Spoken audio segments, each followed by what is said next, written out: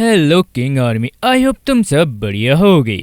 जिस सीरीज का तुम एक साल से वेट कर रहे थे, वैसे तो 3 एपिसोड आ चुके हैं, लेकिन फिलहाल के लिए मैं एक ही एक्सप्लेन कर रहा हूँ, क्योंकि बाकी 2 एपिसोड के लिए मुझे वेबसाइट का सब्सक्रिप्शन लेना पड़ेगा।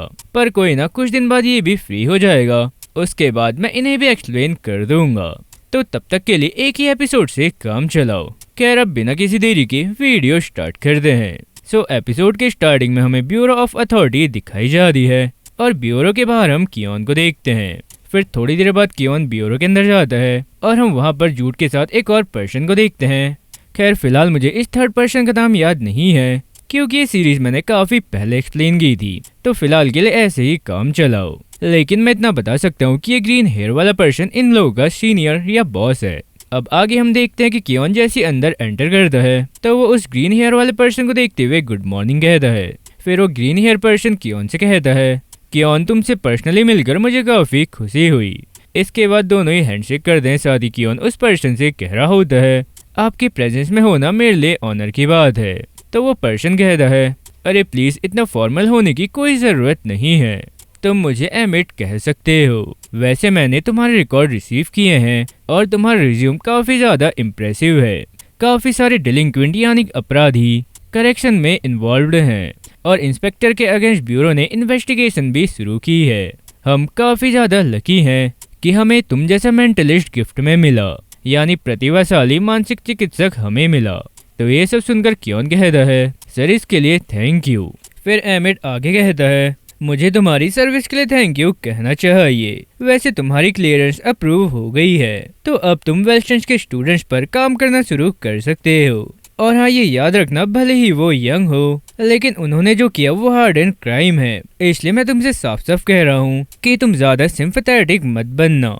तो कियोन कहता है, हाँ बिल्कुल। इसके बाद एमिट हंसते हुए आगे कह रहा होता है, बहुत बढ़िया कियोन, टीम में तुम्हारा स्वागत है, मैं तुम्हारे साथ काम करने के लिए तत्पर हूँ। तो ये सब सुनने के बाद कियोन कहता है, थैंक यू सर, आपका दिन बढ़िया रहे। और इतना कहने के बाद वो वहाँ से चला जाता है। फिर कियोन के जाने के बाद जोड एमिट के पास आता है और उससे कहता है, वेस्टर्न से आए बंदी एम्बर के लिए काफी ज्यादा खतरा पैदा करते हैं, इसलिए हमें उन्हें खुला छोड़ना नहीं चाहिए। तो ये सुनकर एमिट कहता है, हाँ अगर ब्यूरो उन्हें कन्वर्ट नहीं कर पाया तो इसके बाद उन्हें फांसी दी जाएगी। इसके बाद सीन शिफ्ट करके हमें लव एंड प्रिजन दिखाया जाता है, जहाँ पर हम कियोन और ब्लाइक को देखते हैं। साथ ही कियोन ब्लाइक के सर पर अपना हाथ रखकर अपनी एबिलिटी का यूज करते हुए ब्लाइक की पुरानी यादों में झांक रहा होता है। इसके बाद हम ब्लाइक की सारी पुरानी यादें देखते हैं। इसमें ब्लाइक के मॉम डैड की यादें होती है, रेमी का उन लोगों को बचाना, साथ ही रेमी की आर्लो की आंट से फाइट, जॉन का जोकर बनकर ब्लाइक को मारना, और फर्स्ट टाइम कोयो से मिलना, वो सेफ हाउस, और एक और बार ब्लाइक का जॉन से पिटना, जिसके बाद ब्लाइक को जॉन से काफी ज्यादा नफरत हो गई थी। फिर ब्लाइक को जब जॉन के डैड की वो लिखी हुई अनऑर्डिनरी बुक मिलती है, उसके बाद उन लोगों का ग्रेसी से मिलना, कैसेंड्रा से मिलना, फिर पुरानी प्रिंसिपल का वापस लौटना, और इसी के साथ वो एम्बर के गैंग जो अथॉरिटी पे छुपे हुए थे उनका वेल्शन पर अटैक करना, और इन सभी का वहाँ से बचकर निकलना। ये सारी ब्लाइक की यादें कि वो अपनी एबिलिटी का यूज करते हुए देख लेता है। इसके बाद हम देखते हैं कि ब्लाइक सडनली चिल्लाते हुए कहता है, मेरे साथ ये बकवास करना बंद करो। क्या तुम मुझसे सारी इन्फॉर्मेशन निकालना चाहते हो? तुम बकवास कहीं के मेरे पर्सनल से दूर रहो। फिर ये सब सुनने के बाद कियोन कहता है, लड़के तुम क्रिमिनल हो, तुम्हारे पास डिमांड करने के कोई राइट्स नहीं है। तो ब्लाइक कहता है, मैंने कहा ना मुझसे दूर रहो, तुम ये सब बस आंसर पाने के लिए कर रहे हो, है ना?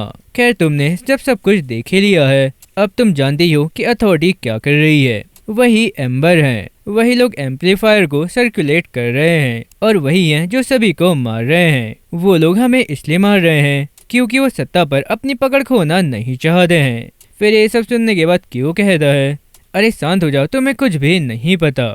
इस सोसाइटी को ठीक करने के लिए कुछ टाइप के लोगों का ना होना ही ठीक है। तुम जैसे लोग जहाँ भी जाते हो वहाँ पर बस तबाही मचाते हो। तो ये सुनकर ब्लाइक चिल्लाते हुए कहता है, मैंने उन लोगों की हेल्प की जिन्हें इसकी जरूरत थी, बताओ क्या मैंने कुछ गलत किया? फिर ये सुनकर कियोन कुछ भी नहीं बोलते, चुपचाप खड़े रहता है। तो ये देखकर ब्लाइक कहता है, देखो तुम भी कुछ नहीं कह रहे हो, क्योंकि मैंने कुछ भी गलत नहीं किया है। तो ब्लाइक के इतना कहते कियोन ब्लाइक का सर पकड़ता है और टेबल पर पटक देता है। इसके बाद सीन शिफ्ट करके हमें ब्रेनिस सिटी दिखाई जाती है। और एक रूम के अंदर हम कुयो, रेमी और आइसेन को देखते हैं और इसी के साथ न्यूज में बताया जा रहा होता है अथॉरिटी अभी भी वेल्शन के फॉर्मर स्टूडेंट्स के एक ग्रुप की तलाश कर रही है। सेराफिना और जॉन का टेररिस्ट ग्रुप और इंस्पेक्टर के कनेक्शन की बात झूठी है। रेमी और आइसेन जो ब्लाइक के साथ सड़कों पर इलीगल सब्सटेंसेस का सौदा करने के लिए अपनी विजिलेंटी आइडेंटिटी का यूज कर रहे हैं। फिलहाल नोबडी के नाम से फेमस ब्लाइक को पकड़ लिया गया है। अगर किसी को भी कोई सस्पिशियस एक्टिविटी नजर आए तो प्लीज ब्यूरो को इमीडिएटली कांटेक्ट करें। तो ये सब न्यूज सुनने के बाद कुयो कहता है 2 हफ्ते हो गए हैं और ये अभी भी वेस्टर्न के ड्रग डीलिंग, विजिलेंटीज और टेररिस्ट के साथ जारी है।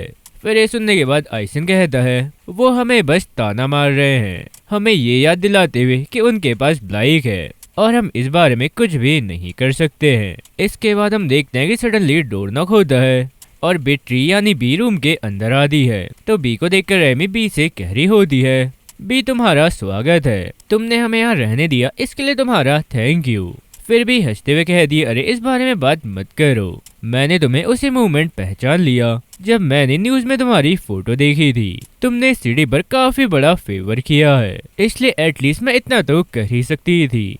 और इतना कहने के बाद वो कुयो की चीक्स पुल करते हुए आगे कह रही होती है साथ ही तुमने मुझे कभी भी नहीं बताया कि तुम्हारा इतना हैंडसम फ्रेंड है और ये मत भूलना कि आइसन मैं तुम्हें भूल गई हूँ। तो आइसन कहता है नो थैंक्स मैम, मैं जहाँ हूँ ठीक हूँ। इसके बाद हम देखते हैं कि दोबारा से डोर नॉक करने की आवाज आती है और नॉक की आवाज सुनकर सभी लोग काफी हैरान हो जाते हैं।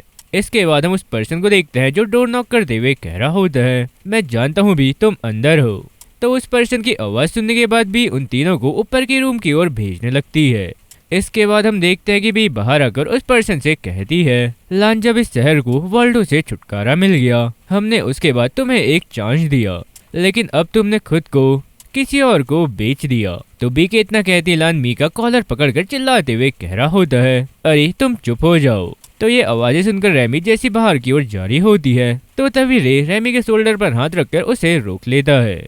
इसके बाद हम दोबारा लान और बी को देखते हैं और लान बी से आगे कह रहा होता है मैं वही करता हूँ जो मेरे लिए सबसे अच्छा है, तुम्हें बताओ इस समय बेहतर सिचुएशन में कौन है, मैं या तुम। खैर तुम काफी ज्यादा लकी हो कि आज मैं अच्छे मूड में हूँ। मुझे फिर से अगर तुमने वैसे ही एटीट्यूड दिखाया तो मैं तुम्हारा किस्सा यहीं पर खत्म कर दूंगा। तो इतना कहने के बाद वो बी को पीछे की ओर पुश करता है और वहाँ से जाने लगता है। इसके बाद हम देखते हैं कि बी वापस घर के अंदर आ गई होती है। साथ ही रेमी बी से कह रही होती है सॉरी बी, हम तुम्हारे लिए कुछ भी नहीं कर सके।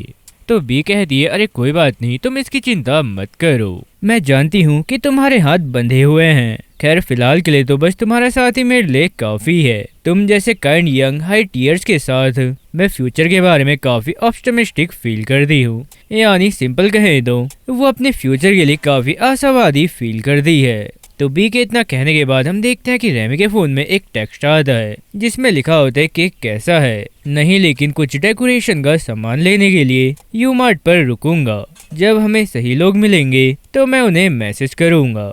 इसके बाद सीन शिफ्ट करके हमें कैमरॉन का हाउस दिखाया जाता है और जॉन जैसी डोर ओपन करके कैमरॉन के रूम में जाता है तो कैमरॉन जॉन को देखते हुए कहता है बताओ क्या हुआ। फिर जॉन कह रहा होता है हे कैम क्या ये ठीक है अगर। तो जॉन के इतना कहते कैमरॉन उससे कह रहा होता है मैं तुम्हारे लिए अंकल कैमरॉन हूँ, मुझे ये बात तुमसे कितनी बार कहनी पड़ेगी। इसके बाद जॉन सडनली कहता है सुनो मुझे थोड़ी देर के लिए बाहर जाना है, मेरे कुछ काम बचे हुए जो मुझे निपटाने हैं। फिर ये सुनकर कैमरॉन कहता है तुम किस तरह का काम कर रहे हो। तो जॉन कहता है मुझे सैरा से मिलना है। फिर कैमरॉन कहता है तुम और वो लड़की क्या कर रहे हो, तुम्हें क्या लगता है मुझे नहीं पता कि तुम एक क्रिमिनल हो, गवर्नमेंट तुम्हारे पीछे पड़ी है और तुम खुलेआम भागना चाहते हो। तो जॉन कहता है ये प्लेस वेस्टर्न से काफी ज्यादा दूर है, इसलिए फेड्स यानी संघीय सरकार इतनी क्लोजली नहीं देखेगी, यहाँ काफी प्लेस हैं जहाँ हम घूम सकते हैं। फिर ये सब सुनने के बाद कैमरॉन कहता है बिल्कुल नहीं, तुम कहीं भी नहीं जा रहे हो। तो जॉन कह रहा होता है तो फिर मुझे क्या करना चाहिए, क्या मैं बस यहीं बैठकर वेट करूं जिनकी मैं परवाह करता हूँ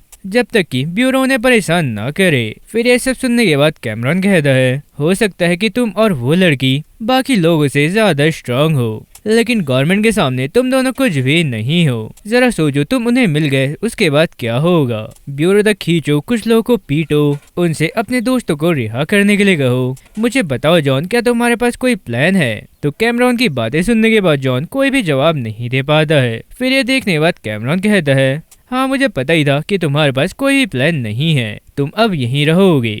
तुम पेशेंसली तब तक वेट करो जब तक उनका टारगेट तुम्हारी पीठ से ना हट जाए।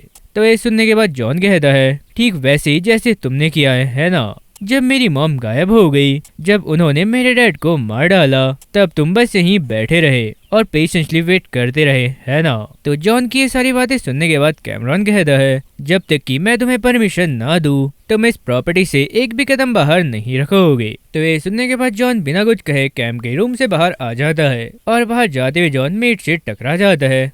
फिर सॉरी कहकर वहां से जाने लगता है। तो जॉन को देखकर वो मेड हंसते हुए मन ही मन कह रही होती है। ऐसा लगता है कि मास्टर को फाइनली उनका मैच मिल ही गया। इसके बाद हमें रात का सीन दिखाया जाता है और हम देखते हैं कि जॉन विंडो से एक बैग नीचे फेंकता है, फिर अपना भी नीचे की ओर आने लगता है। फिर जॉन जैसे नीचे कूदने वाला होता है, वो सडनली रुक जाता है और नीचे देखते हुए मन ही मन कह रहा होता है, अगर मैं यहाँ से नीचे कूदूंगा तो आवाज आएगी, फिर वो ओल्ड मैन भी जाग जाएगा। तो इतना सोचने के बाद जॉन नीचे कूदता है और रोल करते हुए बैठ जाता है। फिर जॉन बैग पकड़ता है और जंप करके कैमरॉन की प्रॉपर्टी से बाहर आ जाता है। इसके बाद हम जॉन को एक गली में देखते हैं और जॉन के आते वहाँ पर जो कार खड़ी होती है उसकी लाइट जल जाती है। तो रोशनी देखकर पहले तो जॉन भी काफी हैरान हो जाता है और इसी के साथ हम देखते हैं कि इस कार में सैरा होती है और वो जॉन को देखकर कहती है, देखो फाइनली सामने कौन आया है। तो अब इस वीडियो का एंड यहीं पर होता है। तो अगर तुम्हें वीडियो पसंद आई हो तो वीडियो को लाइक करें, चैनल को सब्सक्राइब करें और बेल आइकन दबाना ना भूलें। खैर आज के लिए बस इतना ही, अब मिलते हैं नेक्स्ट वीडियो में, तब तक के लिए बाय बाय।